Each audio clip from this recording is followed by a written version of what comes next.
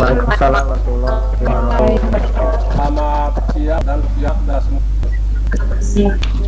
Ini adalah pembelajaran yang keempat. Otomatis minggu depan adalah pembelajaran kita yang terakhir. Jadi yang harus kalian ingat ini adalah hari anti korupsi sedunia. Ya, semua mana-mana orang yang mencatatkan biki. Ya, jadi saya pun menulis di analisa tentang satu padu membangun budaya anti korupsi. Jadi kalau membangun satu padu budaya anti korupsi itu, ya, KPK nggak bisa sendiri, polisi sendiri, kejaksaan nggak bisa sendiri. Jadi insan tadi bisa sendiri untuk mencegah korupsi, peran serta masyarakat. Ya, jadi saya yakin kalian tidak membaca itu tulisan saya, makanya saya tugaskan kelompok 5 menjelaskan ya apa satu padu bangun budaya korupsi, nanti dijelaskan oleh kelompok 5 kepada kita semua. Jadi kita tidak membuang-buang waktu, ya, kita persilahkan kelompok 4 untuk menyajikan makalahnya, dan sebagai narasumber adalah kelompok 4. Kami persilakan kepada kelompok 4. Baik Pak, sebentar ya Pak, saya kirim layarnya dulu.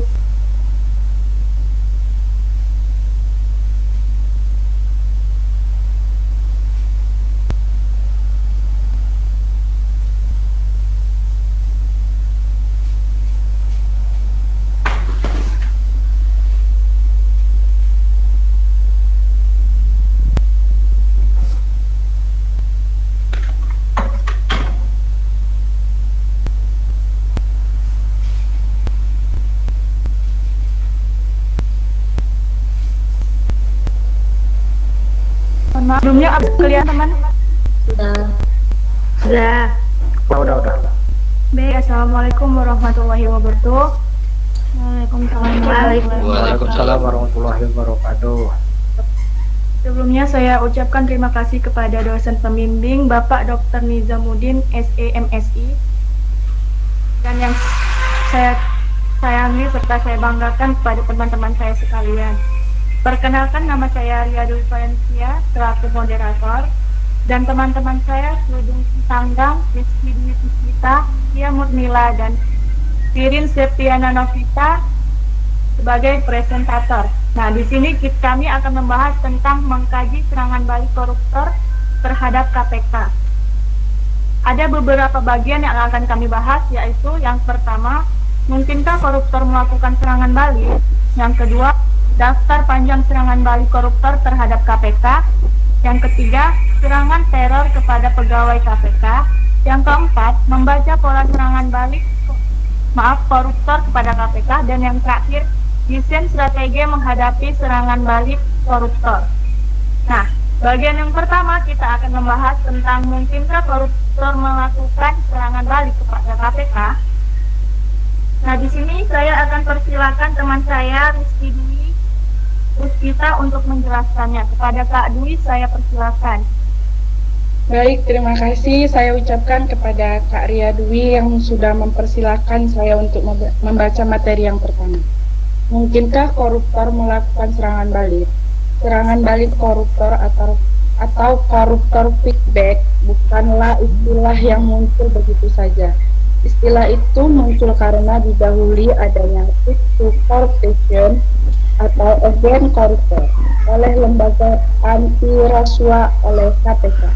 Adanya perlawanan terhadap koruptor atau pemberantasan korupsi adalah penyebab adanya serangan balik dari koruptor atau dari pihak yang anti terhadap pemberantasan. Sekian materi yang saya sampaikan, saya berikan kepada moderator.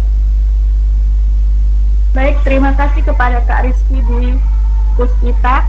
Nah, selanjutnya kita lanjut ke bagian kedua tentang daftar serangan balik koruptor kepada KPK. Nah, pada bagian ini kita persilakan kepada kepada Bang Sudung Sitanggang untuk menjelaskan materi yang kedua ini. Kepada Bang Sudung, kita persilahkan.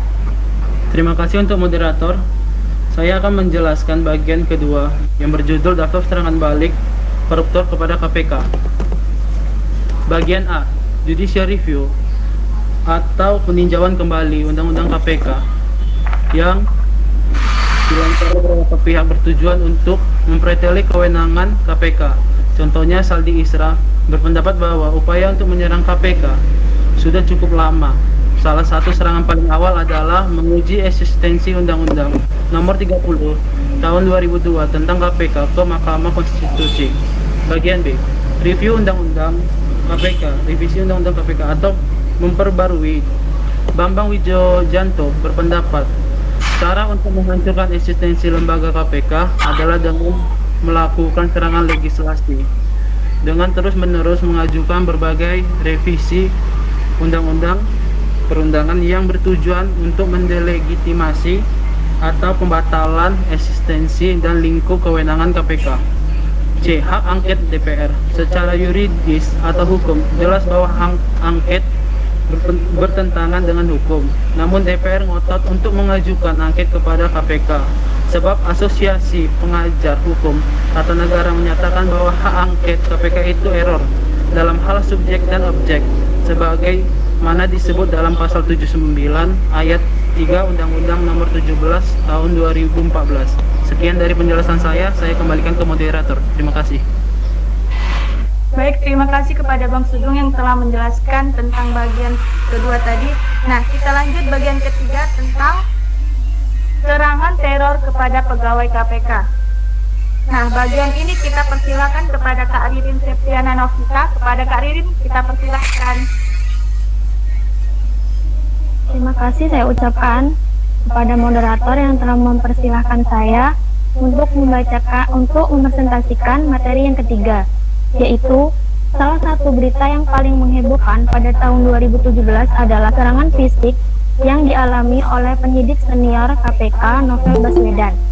Ia disiram cairan air keras oleh orang tak dikenal sesudah sholat subuh di masjid di dekat rumahnya di kawasan Kelapa Gading, Jakarta. Serangan tersebut mengakibatkan matanya tidak bisa berfungsi dengan normal. Hingga saat ini, motif penyerangan tersebut diduga kuat sebagai bentuk serangan balik koruptor. Karena saat itu, Novel Baswedan memiliki andil besar dalam mengungkapkan mega korupsi KTP elektronik yang melibatkan tinggi DI.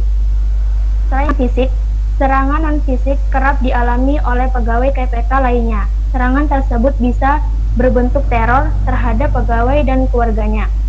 Dari catatan Tribun, setidaknya ada 5 teror yang ditunjukkan kepada insan KPK yang sempat terekspos di publik. 1. Ancaman santet. 2. Teror bom di kediaman penyidik KPK. 3. Ancaman pembunuhan terhadap penyidik KPK. 4. Ancaman terhadap mantan ketua KPK. 5. Novel Baswedan disiram air keras. Sekian presentasi dari saya kembalikan kepada moderator.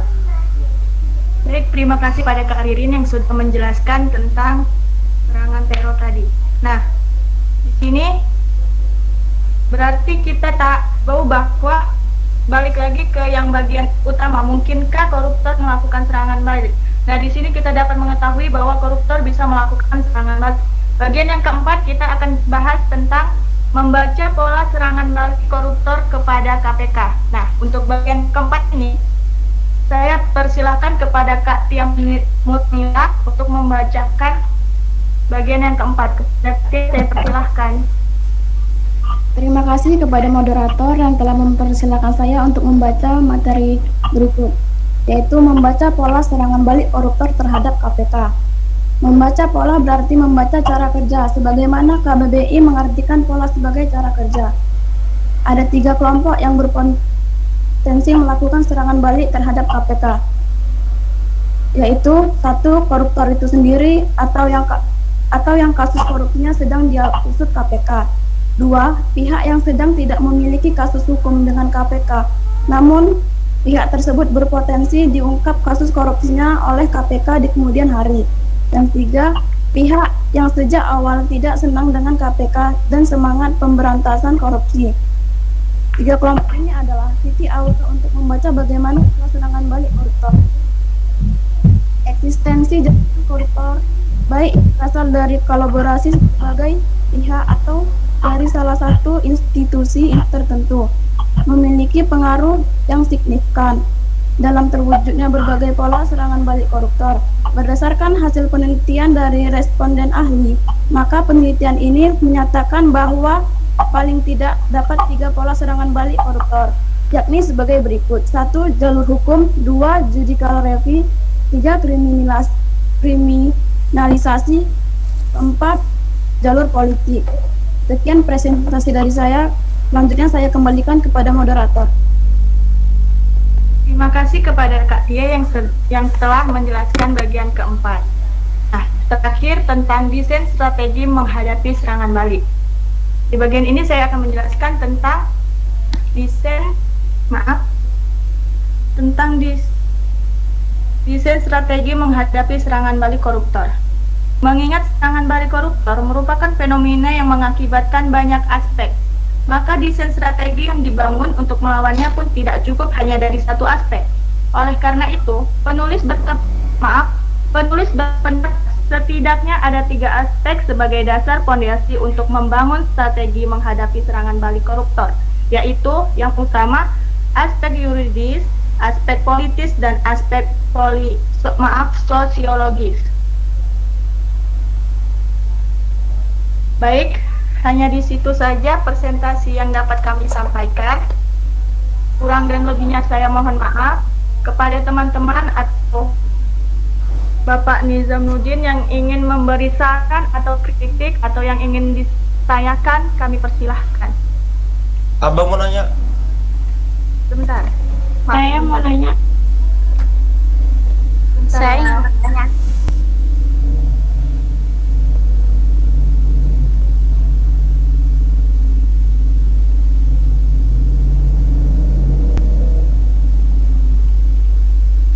Siapa tadi yang ingin bertanya? Abang, Rija. Baik, kepada Bang Rija, saya persilahkan. Saya Rija Kurniawan dari kelompok Ma. Pertanyaan saya, bagaimana cara menghentikan atau mengatasi tindak teror terhadap pegawai KPK seperti kejadian Anies Baswedan? Sekian dan terima kasih. Bisa sedikit lebih pelan? Oke, pertanyaannya gini, bagaimana cara kita menghentikan atau mengatasi tindak teror terhadap pegawai KPK seperti kejadian Anies Baswedan? Sekian dan terima kasih. Baik. Bentar ya.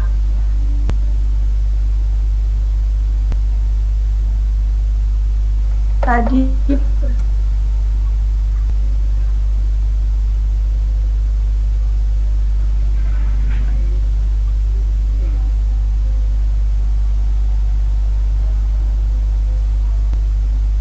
baik, saya ulangi pertanyaannya.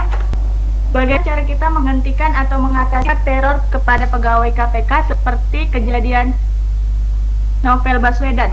Apakah? Iya. Baik, untuk menjawab pertanyaan dari Bang Rija, saya persilakan kepada Kak Ririn untuk menjawabnya. Iya, saya akan menjawab pertanyaan dari Bang Riza. Bagaimana cara kita menghentikan atau mengatasi tindak teror terhadap pegawai KPK seperti kejadian Anies Baswedan? Jawabannya, pertama, mempelajari bentuk-bentuk dari serangan balik kotor. Kedua, membaca pola atau cara kerja dari serangan balik kotor. Ketiga, membentuk desain dan strategi yang ideal bagi KPK untuk mencegah dan melawan setiap serangan balik koruptor. Apakah bisa dimengerti? Bisa kok, bisa. Terima kasih atas jawabannya. Baik, terima kasih kepada moderator. Maaf, baik, terima kasih kepada Bang Rija yang sudah memberi pertanyaan, dan terima kasih kepada Kak Riri yang sudah menjawab pertanyaan dari Bang Rija. Bagi yang ingin bertanya lagi, saya persilahkan. Saya ingin bertanya. Baik, Sabila, saya persilahkan. Baik, Assalamualaikum warahmatullahi wabarakatuh. Siang, salam sejahtera bagi kita semua. Saya Sabila Priyatna dari kelompok 3 ingin bertanya. Jelaskan apa yang dimaksud dengan eksistensi jaringan kotor memiliki pengaruh yang signifikan dalam terwujudnya berbagai pola serangan balik koruptor. Terima kasih. Baik, saya ulangi pertanyaannya. Jelaskan apa yang dimaksud dengan eksistensi jaringan koruptor memiliki pengaruh yang signifikan dalam terwujudnya berbagai pola serangan balik koruptor. Apakah benar pertanyaannya? Ya, benar. Baik, untuk pertanyaan yang kedua saya persilahkan kepada Kak Rizky Dwi Puspita untuk menjawabnya. Baik, terima kasih kepada moderator yang sudah saya untuk menjawab pertanyaan dari Kak Sabila Priyatna. Soalnya, jelaskan apa yang dimaksud dengan eksistensi jaringan koruptor memiliki pengaruh yang signifikan dalam terwujudnya berbagai pola serangan balik koruptor. Jawabannya, eksistensi jaringan koruptor memiliki pengaruh dalam terbentuknya pola serangan balik koruptor. Pola tersebut terbentuk dari beragamnya latar belakang profesi dari pihak-pihak yang tergabung dalam jaringan koruptor. Misalnya yang berasal di kalangan pejabat publik dan penegak hukum, maka bentuk dari koruptor feedback-nya tidak jauh-jauh berasal dari kewenangan yang dimilikinya. Misalnya kriminalisasi dan revisi UU KPK. Apakah jawaban dari saya, Kak Sabila, puas? Baik, sangat mudah dipahami. Terima kasih. Saya kembalikan kepada moderator. Baik, terima kasih kepada Rizky Dwi dan Sabila yang sudah menjawab dan menanyakan pertanyaannya. Baik, saya persilakan. Apakah ada lagi yang ingin bertanya? Saya ingin bertanya. Baik, kepada Kak Tari. Assalamualaikum warahmatullahi wabarakatuh. Sebelumnya perkenalkan, nama saya Taris Alfierifi. Saya mewakili dari kelompok 1. Izin bertanya kepada kelompok 4. Ada 3 aspek sebagai dasar fondasi untuk membangun strategi menghadapi serangan balik koruptor. Salah satunya aspek yudiris. Coba jelaskan apa yang dimaksud dengan aspek yudiris dan berikan contoh dari aspek yudiris tersebut. Terima kasih. Sebelum aspek yuridis ya, Kak? Ya, yuridis. Oke, baik, ulangi pertanyaannya. Ada 3 aspek sebagai dasar fondasi untuk membangun strategi menghadapi serangan koruptor. Salah satunya aspek yuridis. Coba jelaskan apa yang dimaksud dengan aspek yuridis. Berikan contoh dari aspek yuridis. Untuk pertanyaan ini, saya persilahkan kepada Kak Tia untuk menjawabnya. Kepada Kak Tia, saya persilahkan. Baik, terima kasih kepada moderator yang telah mempersilahkan saya untuk menjawab pertanyaan dari Parisa Octavia. Pertanyaannya adalah, ada 3 aspek sebagai dasar fondasi untuk membangun strategi menghadapi serangan balik koruptor, salah satunya aspek yuridis. Saya jelaskan maksud yuridis dan berikan yuridis tersebut. Jawabannya, yuridis adalah yang harus dikelayakan dari peraturan. Maaf, tadi jelas. Usaha dan sunjang tentu para pelaku usaha untuk mentinya. Jika negara Indonesia ini adalah negara yang menjunjung tinggi hukum. Jika semua bisnis sudah mengikuti peraturan hukum yang berlaku. Contohnya memenuhi hukum yang berlaku, yaitu seperti membayar kredit tepat waktu. Apakah bisa dimengerti, Tarisa? Baik, terima kasih. Sebelumnya saya sudah kan kepada moderator. Maksud saya akan menambahi jawaban dari aspek yuridis tadi.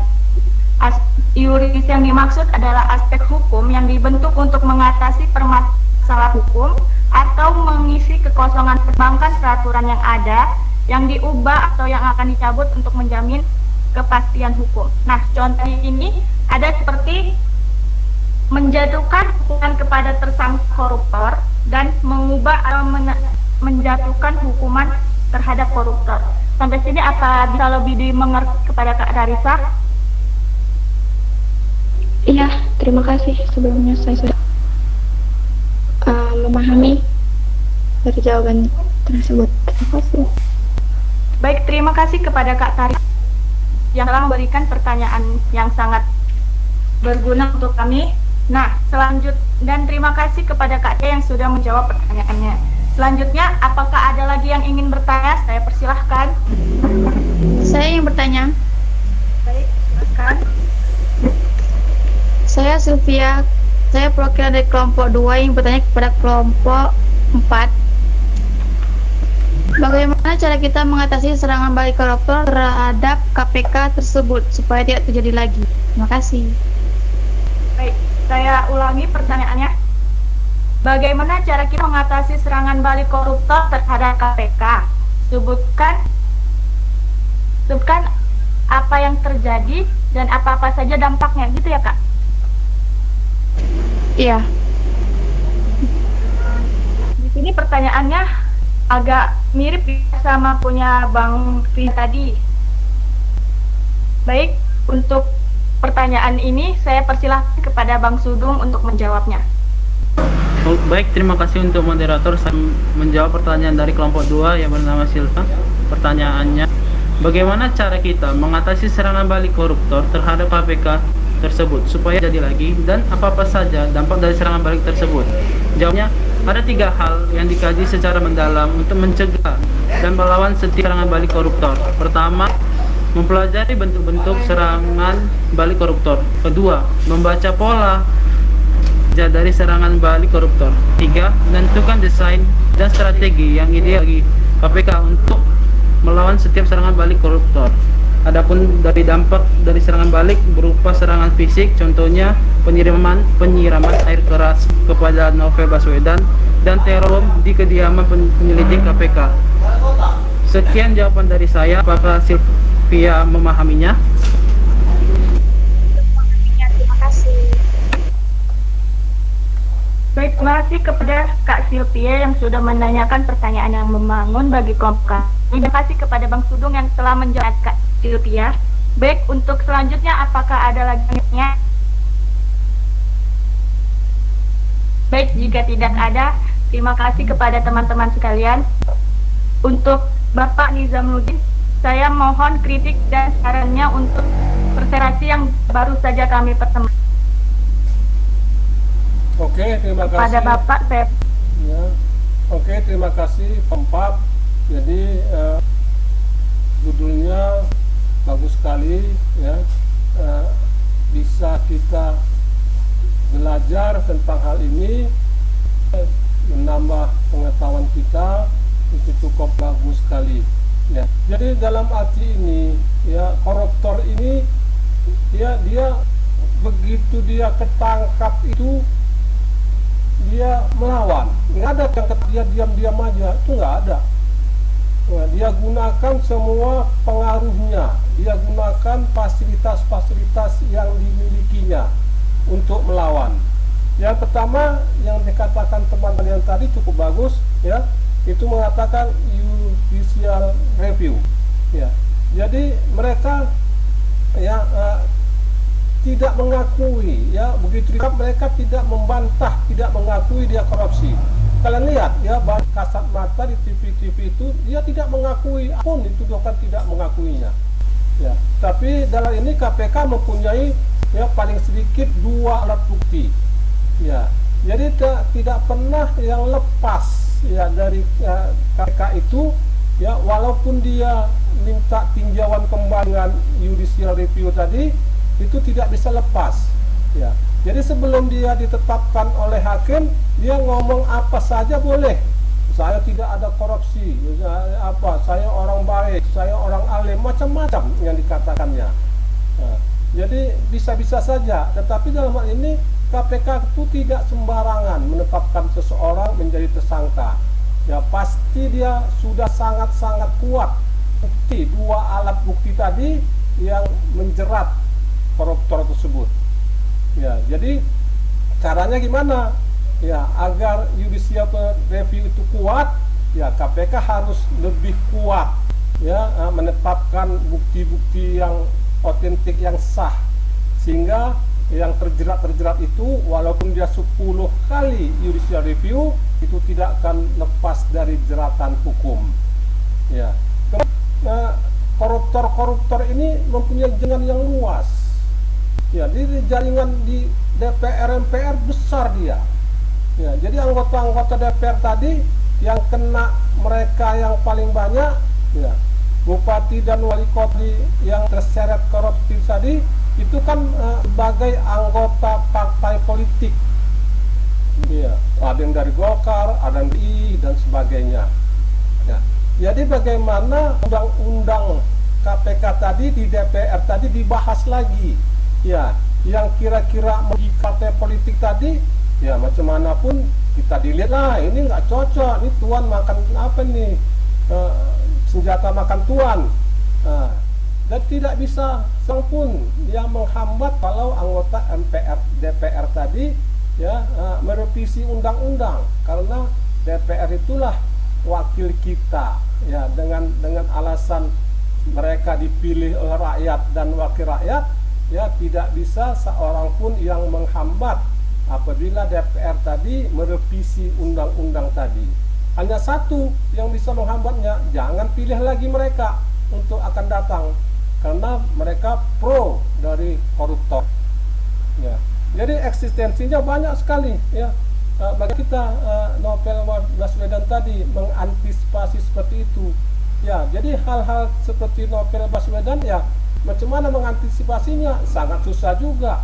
Ya, yang jelas orang-orang KPK itu dia harus berhati-hati, ya berhati-hati segala tindak tanduknya. Ya, jadi mereka tidak bisa berpergian ataupun sholat pagi, ya macam mana pun mereka mesti berhati-hati, karena serangan-serangan koruptor ini ya semakin dahsyat dan signifikan.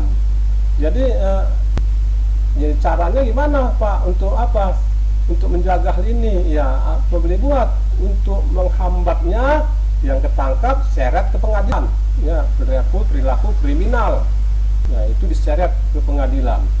Ya dengan cara itu ya dihukumlah dengan apa, dengan hukuman yang berat, sehingga orang akan jerah untuk menyerang secara fisik. Tapi yang lebih apa tadi, yang tidak bisa kita ngapain-ngapain tadi, undang-undang KPK tadi yang buat mereka, ya kalau mereka itu merasa senjata makan tuan, ya direvisi kembali, sehingga undang-undang KPK direvisi berkali-kali sudah. Ya. Jadi ujungnya kemana? Ya sebenarnya ya apapun yang dibuat KPK ujung-ujungnya ke presiden. Ya sedikit saja KPK ini ujung-ujungnya ke presiden. Jadi makanya orang-orang yang tidak suka dengan presiden itu adalah ya orang-orang yang pro koruptor. Ya supaya menjatuhkan presiden, ya apapun yang dibuat KPK, presidenlah sasaran tembaknya. Dan sasaran tembaknya tadi mana harus dijatuhkan. Ya. Tapi mudah-mudahan selama ini kita lihat dengan kasat mata kita, judicial review tadi ya belum pernah yang berhasil. Ya, belum pernah berhasil yang dia jadi tersangka menjadi bebas. Ya, ada 1-2 kasus ya yang berhasil, tapi umumnya ya hampir 90% kasusnya tidak pernah berhasil. Sangat bagus sekali ya pemakalah dari kelompok 4, kita upload pemakalah kelompok 4. Oke, terima kasih anak bapak semua. Sampai jumpa minggu depan ya dengan tema yang sangat-sangat bagus. Satu padu melawan. Pak, halo Pak. Ya. Pak, buat kelompok 5 jadinya gimana Pak? Kan kami udah ada judul Pak. Iya, jadi kelompok tadi kan sudah ada judul, cuma tambahi judulnya jadi 2 judul. Ya boleh singkat saja, disingkat saja bagaimana satu padu bangun budaya korupsi, singkat saja. Jadi dia 2 judul. Ya judul yang membuat itu gak usah dihapus, masukkan juga, tambahin 1 judul lagi dengan ringkas. Ya, oke. Terima kasih anak bapak. Sampai jumpa. Ya, final kita minggu depan yang terakhir. Ya, terima kasih. Assalamualaikum warahmatullahi taala wabarakatuh. Waalaikumsalam warahmatullahi wabarakatuh. Dan selamat siang. Selamat siang.